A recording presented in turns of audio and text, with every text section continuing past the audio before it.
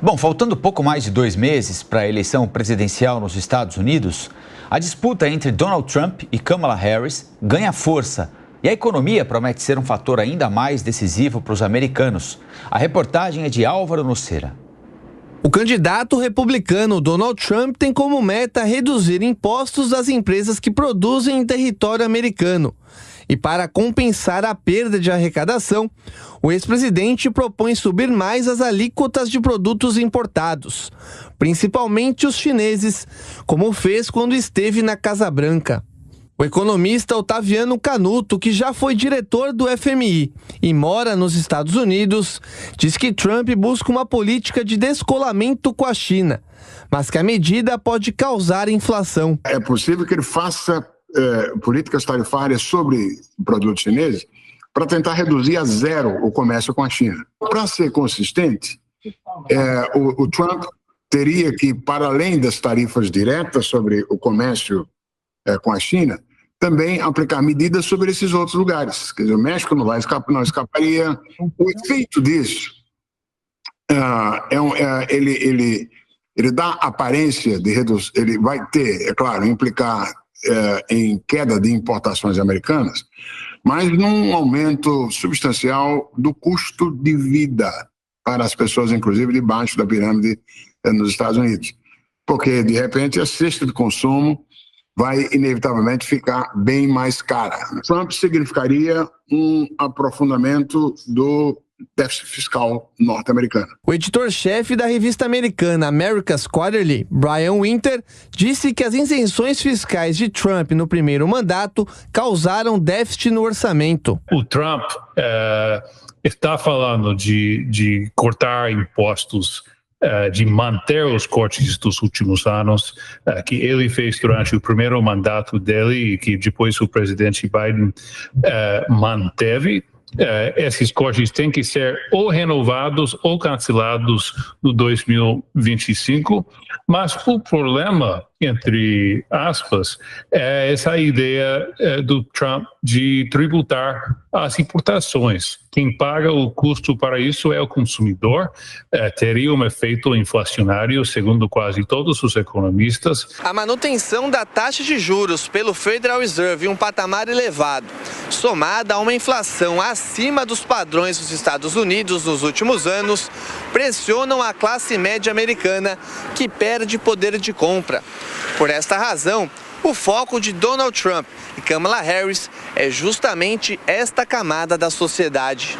Brian Winter destaca que os americanos não estão acostumados com o aumento dos juros hipotecários durante a gestão Biden e que Kamala Harris busca amenizar o déficit habitacional. Uma novidade é essa promessa de mais de 3 milhões de unidades de moradia novas.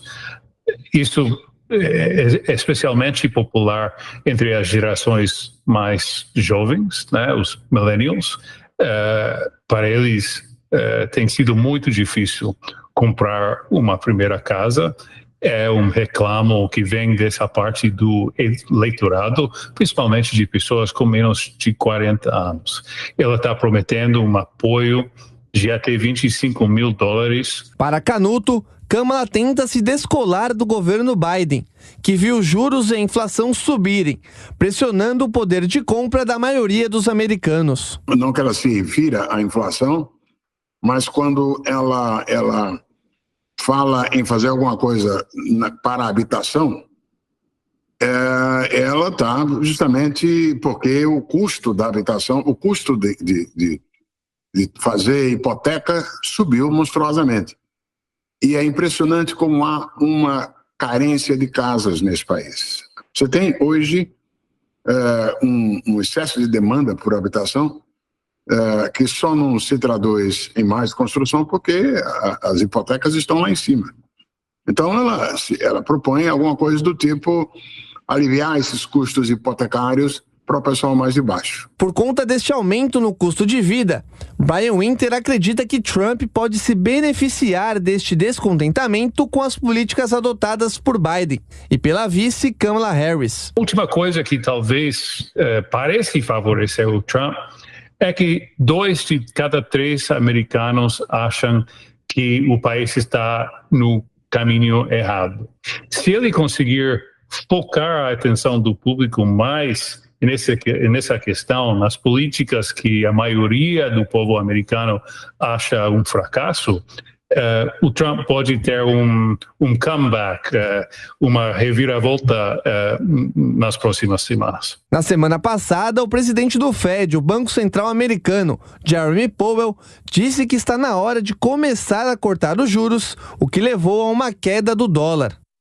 Bom, essa semana aqui, Ana, o Alan Gani, nosso analista de economia, lembrou que a economia norte-americana cresceu no último trimestre 3%, apesar da taxa de juros alta para eles lá, para os padrões deles, não é? Mas já faz um tempo que aquele lema, aquela máxima de um assessor do Bill Clinton de que é economia estúpido deixou de ser absoluta verdade. Tem muitas outras coisas envolvidas numa disputa eleitoral, não sei se do berço, mas de um lugar onde está muito sedimentada essa questão da polarização, né?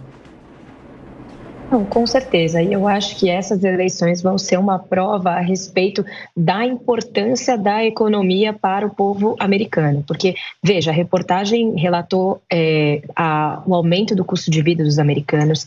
Eles realmente estão muito insatisfeitos. Eu estive lá recentemente e os preços sofreram aumentos bastante significativos. Então, assim, no final do dia, a gente sempre acredita que a economia vai ter um impacto maior do que as demais áreas, porque afinal todo mundo precisa da economia, todo mundo precisa viver, precisa ganhar o seu dinheiro e precisa ter um custo de vida compatível com aquilo que ganha. No entanto, num cenário extremo como são os Estados Unidos, em que a polarização é muito sedimentada, como você colocou, talvez as outras questões tenham um peso que de alguma forma se equilibre com essa questão econômica.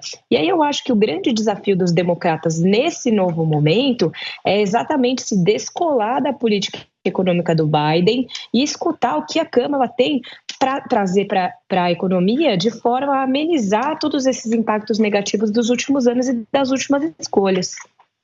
Um ponto muito curioso é que o Donald Trump parece ter se inspirado no ministro Fernando Haddad, né, onde suas promessas é basicamente a colocação da taxa das blusinhas com esteroides anabolizantes, né? Ele quer taxar toda a importação chinesa, o que obviamente significa um aumento do custo de vida para o consumidor americano. Isso sob uma mentalidade ultrapassada de protecionismo, como se criar dificuldades ao comércio fosse uma forma de enriquecer os países, uma fórmula do atraso que é curioso, porque os Estados Unidos, durante o século XX, foi o grande representante de uma visão de ampliação da globalização. E agora parece haver uma mudança de eixo do discurso ideológico na economia americana, com um aumento do protecionismo. Isso é muito ruim para a economia global, porque a gente sabe